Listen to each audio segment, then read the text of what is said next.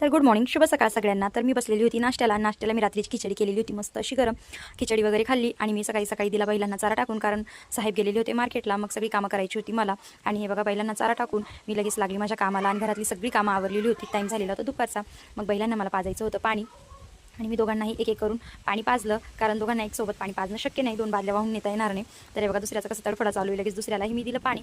दोघांनी मस्त पाणी पिलं आणि मग लगेच त्यांना चारा आणून टाकला. आणि घरातली कामं आवरली होती, बाहेरची आवरली होती. मग मी थोड्या वेळ मशीनचे काम बाकी होते, तेवढे मशीनचे काम आवरून घेतले, कारण मला माझंही ब्लाऊज शिवायचं होतं. आणि हे बघा, हे माझं ब्लाऊज शिवते. आणि हे बघा, फायनली त्याचा असा गळा मी छान तयार केलेला आहे. तर मला गळा कसा वाटला मला कमेंटमध्ये नक्की सांगा. आणि हे बघा, आता एवढं काम केल्यानंतर पसारा तर होणारच आहे.